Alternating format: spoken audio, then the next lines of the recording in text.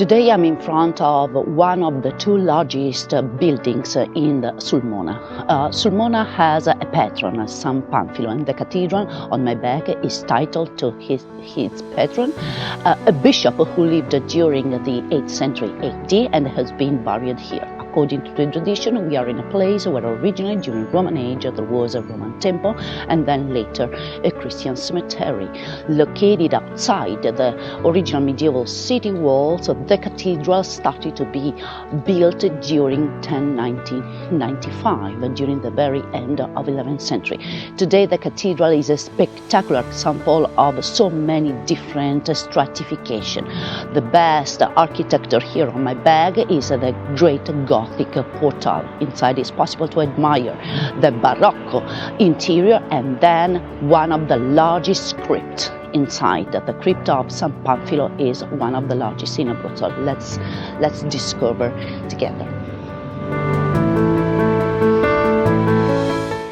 The great Gothic portal is representing one of the most flourishing period for the town of Sulmona.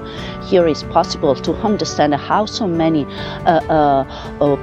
artistic schools came into the town, and here it's possible to admire the beautiful two Gothic niches protecting the two statues of the two main saints, Pellino and Panfilo, and here the beautiful sculptured decoration into the capitals of the columns. Absolutely so interesting is the frescoes located in the upper part of the porta, the lunette, that is a great work of art of Gothic painting style with a deposition iconography. The place, the square of the cathedral, is also the great location for the beginning of the spectacular historical procession of Giostra Cavalleresca di Sulmona. The very ancient town of Sulmona had such a very powerful economies, even because minted coins, the production of coins and its own economy produce a very powerful and rich markets and merchants. In the Giostra Cavalleresca di Sulmona, it's possible to admire the reproduction of the ancient medieval merchants, markets and craft. So along this promenade it's possible to admire these great works of art made by people, local people. Enjoy. Water, the element of consecration and purification. In the etymology of Sulmona, sulmo, that means land of water. I'm now in the very center of historical center, inside of the medieval city walls, in front of one of the most suggestive and largest buildings into the town. That is the complex of Santissima Annunziata.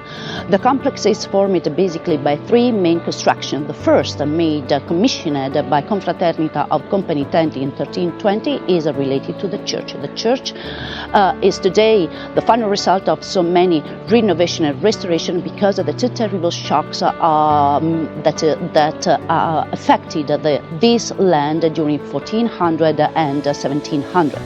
Then the second largest section is formed by the palace, a great example of a public construction. The palace is representing, of course, the headquarters of the main city walls during Middle Ages, and here is represented by the great architecture of Porta dell'Orologio, the clock gate, in a majestic sculptured Gothic architecture.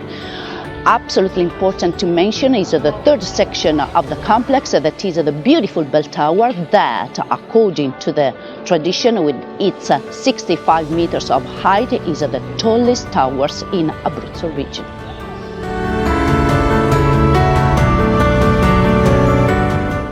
According to the tradition, the 20th March of 43 BC, one of the most famous ancient Latin poet was born in Sulmona, Ovidio Nasone. Ovidio Nasone that inspired the medieval literature of Dante Alighieri, Petrarca, Boccaccio and Ariosto.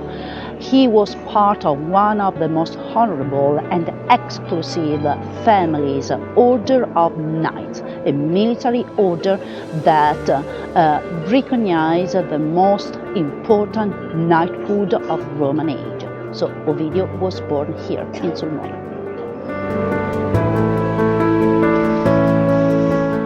the great experience of the historical procession of Giostra Cavalleresca di Sulmona is really a great journey into the Middle Ages of the town. At the end of Corso Video and crossing the city center, we arrive at Piazza Maggiore, what is the main place of the Giostra of the horse riding.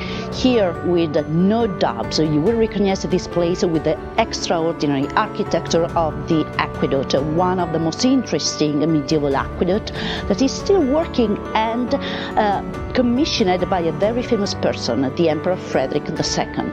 Here we are in front of the great water engineering of the half of 1200, and it's possible here to start to breathe the excitement of the horse riding. So the Piazza Maggiore arrived to be a great arena surrounded by the majestic mountains of Appennini in Abruzzo. So let's experience this great journey of Middle Ages.